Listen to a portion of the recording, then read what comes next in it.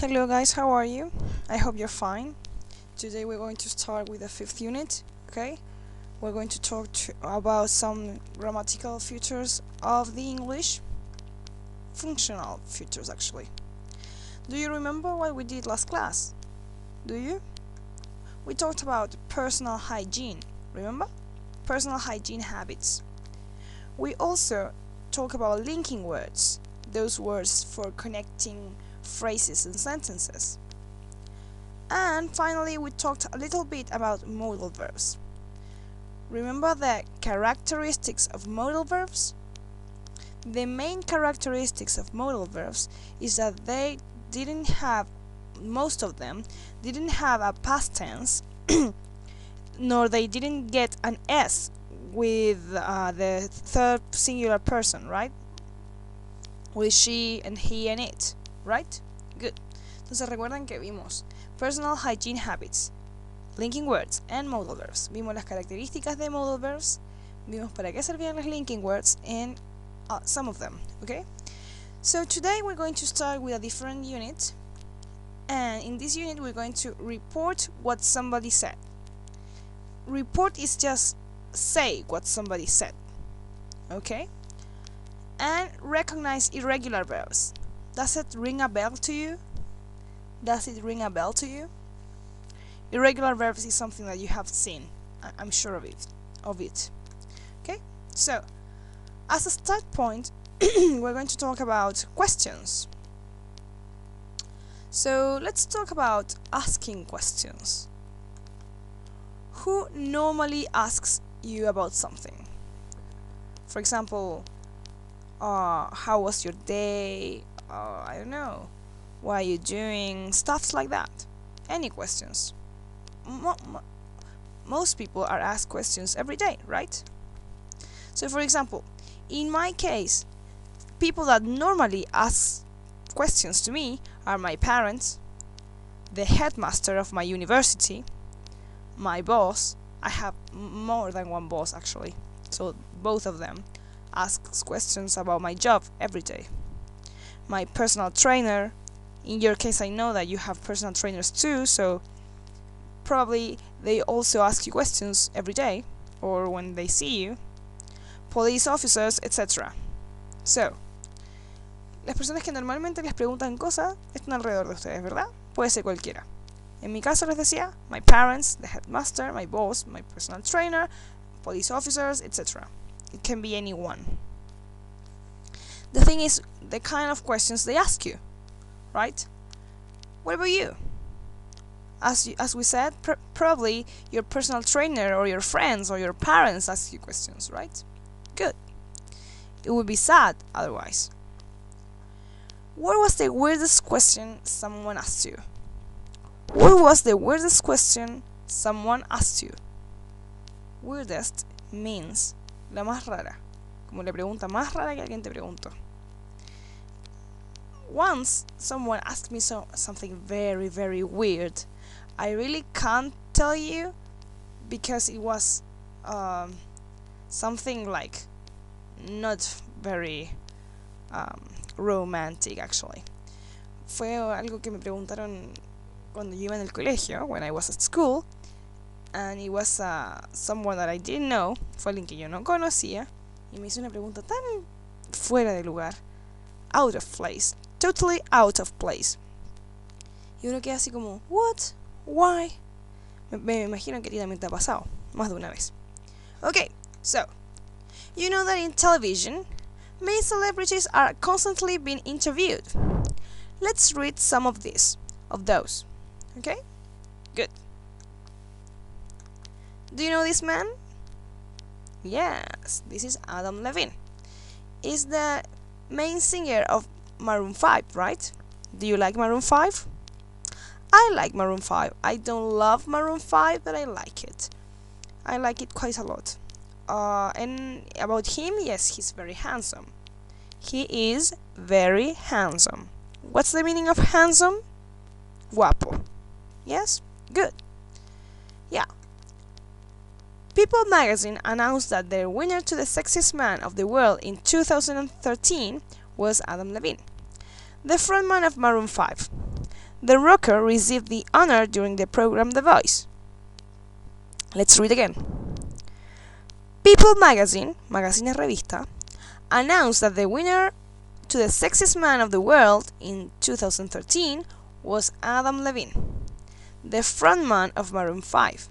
This was 3 years ago, because now we are on 2016. The rocker received the honor during the program The Voice. Have you ever watched the program The Voice? That program where people sing and stuff? Well, he's a judge from that program. Or he was. I don't know. I don't watch The Voice. Anyway, so he received the prize for being the sexiest man of the world. Él recibió un premio por ser el hombre más sexy del mundo. Which year?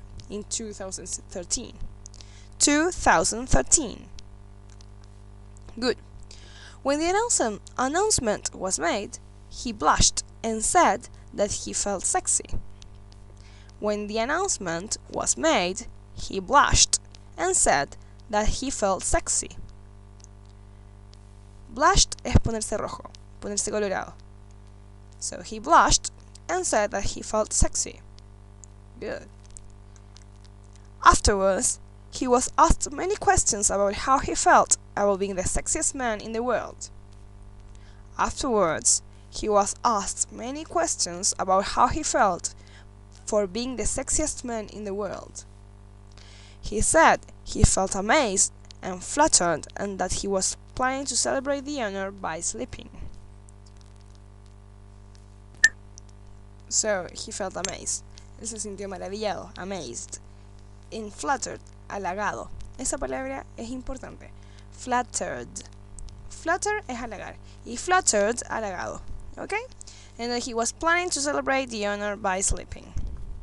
We also asked him about his current engagement. And he said that he didn't understand why everyone has such a hang-up with getting engaged. For him, it was amazing. We also asked him about his current engagement, and he said that he didn't understand why everyone had such a hang-up with getting engaged. For him, it was amazing. Okay, hang-up es como fastidiarse, como incomodarse por algo. Entonces él dice that he didn't understand, no entendía, why everyone had such a hang-up, por qué a todos les incomodaba tanto el estar comprometidos. Engage es comprometerse. Getting engaged, comprometerse.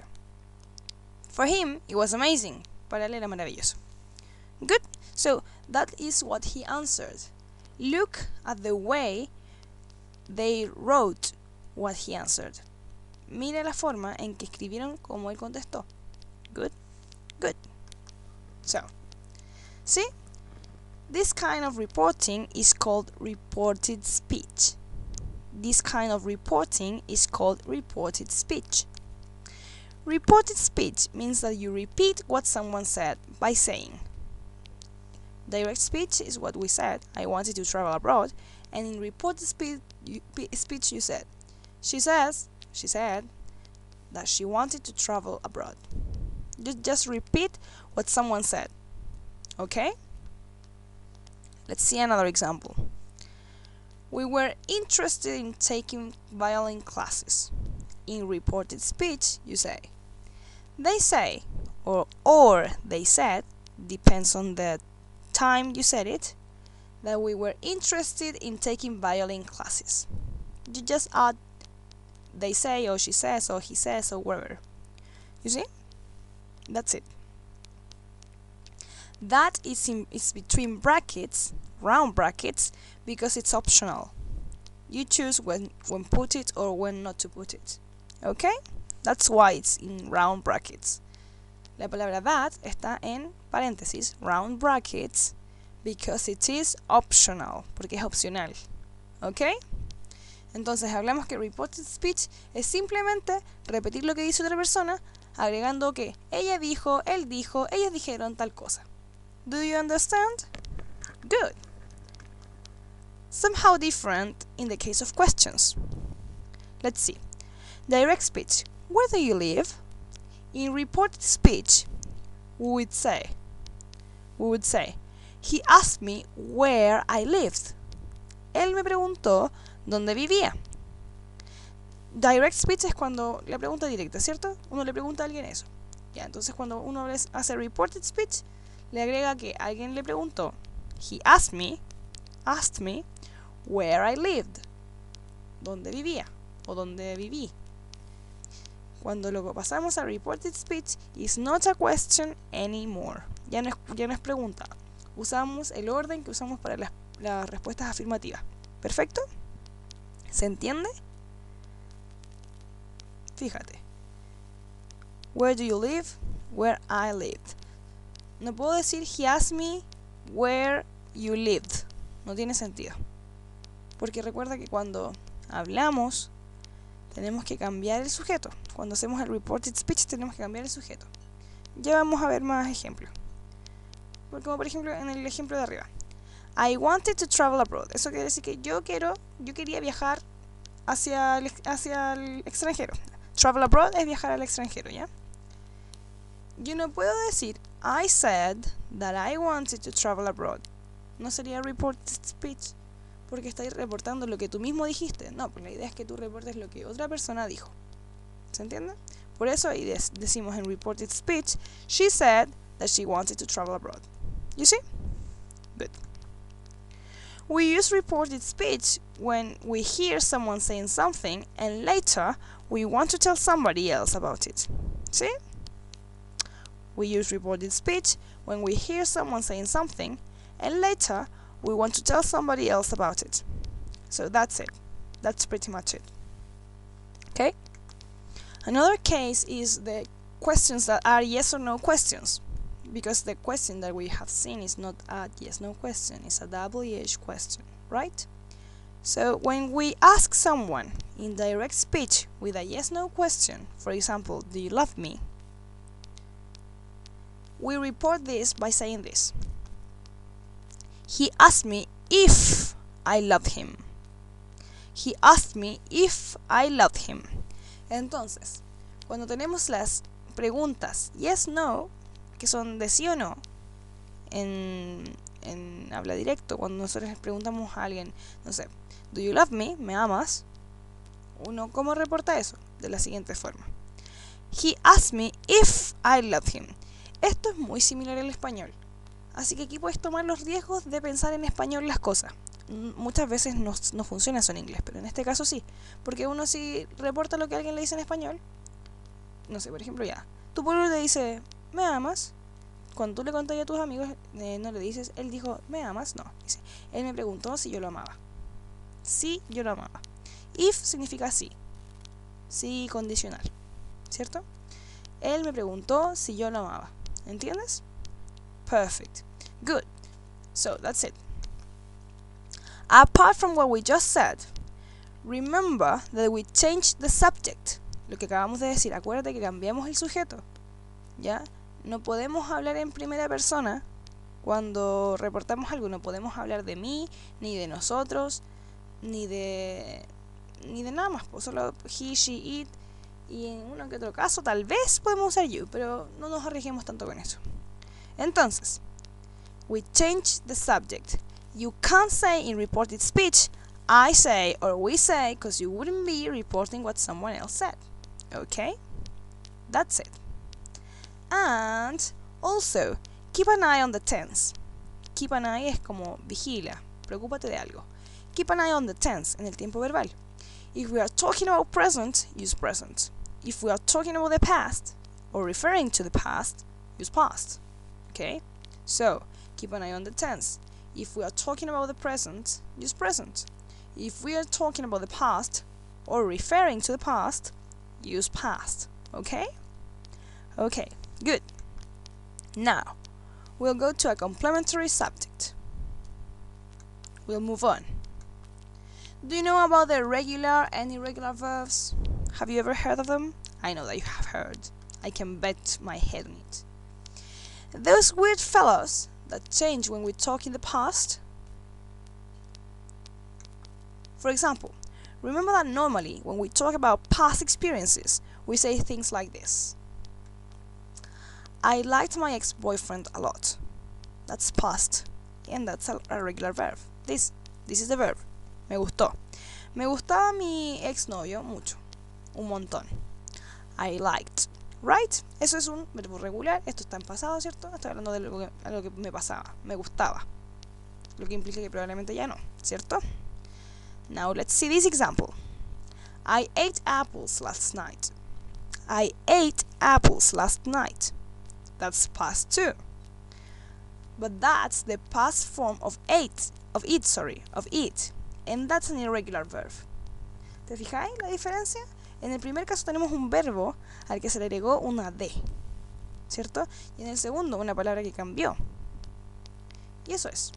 Un verbo regular es aquel que se comporta de esta forma, agregándole una D o una ED en el caso que corresponda cuando hablamos en pasado, cuando hablamos de experiencias pasadas. Mientras que uno irregular, no. Un irregular se comporta cambiando toda su formación, ¿ya? A veces cambian todas las letras, a veces no. You see? They behave in a regular way because they don't take the EDD endings, as I just said. And I'm very sorry to tell you this, but the only way of learning them is by heart. You know the meaning of the expression by heart? Means de memoria. By heart means de memoria. So I'm sorry to tell you, but you need to memorize them. You need to learn them by heart. Okay? So, let's practice reported speech plus irregular verbs. I know that you know some of them. Direct speech. I slept 2 hours last night. How do you report this? ¿Cómo reporta esto? ¿Cómo reporta lo que acabo de decir? I slept 2 hours last night. Simple. Reported speech. She said that she slept 2 hours last night. Hay un error de tipeo ahí. Slept es con una sola E, ¿ya? S-L-E-P-T.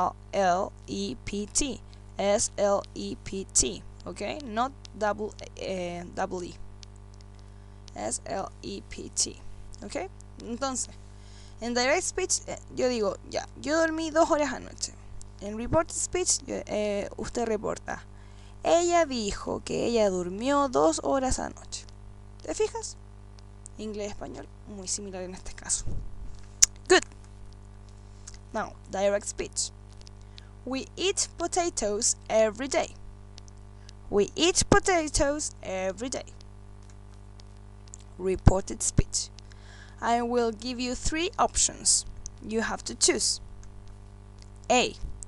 They say that they eat potatoes every day. B. We say that we eat potatoes every day. C. We said we ate potatoes every day. Yesterday, sorry. So what's the correct answer? Of course, yes, it's A. Remember that we can't say we when we are reporting. We say they or he or she or it or whatever. In this case, it's we. Estamos hablando de nosotros. Entonces, cuando alguien reporta, tiene que hablar de ellos porque es un grupo de personas, ¿cierto? That's it. So, they say that they eat potatoes every day. ¿Y por qué decimos they say? Porque estamos hablando del presente, ¿ya? Estamos hablando de lo que hacemos todos los días. Por eso no decimos said. Instead, we say. ¿Ok? Good. You see? So, I bet you saw this list at least once in your life. I bet it. Yo apuesto. Irregular verbs. Yes! This is the list that you have seen sometime in your life. I'm sure of it. So, in the first column, you have a blue list of verbs. Están en infinitivo cuando están sin conjugar, ¿ya? Beat, become, begin, bite, blow, break, bring, build, buy, cut, choose, blah blah blah blah, eat, drive, drink. Okay? Those are a list of irregular verbs. All of them are irregular verbs. So you can see how they behave. In the simple past, they change. For example, let's see begin. Begin, began. And in the past participle, began again. So begin, began, began. Begin, began, began. Okay? In the case of cut, that's a different case. La palabra cut, cortar, it's the same en pasado y en todos los tiempos. Cut, cut, cut. Okay? So that's it. For example, the word teach, enseñar, teach. In the past, I taught you English, te enseñé inglés. Y en el pasado participio también es taught, pero en presente es teach. You see? Entonces todo esto uno se lo aprende de memoria y usándolo, no hay otra forma. So let's have a look at it later on when you have time. Have a look at it and learn them. Just try to remember some of them. They're very useful. So then you don't make mistakes like adding ed endings when they don't belong. Okay? Good. So what did we learn today? Today we learned about reported speech. She says, he says, they said, whatever. And we also learned about irregular verbs. Those that we saw in the list. I spent, I brought, I slept. Aquellos que cambian su forma cuando estamos hablando en pasado y no se les agrega ed o de al final. ¿Sí?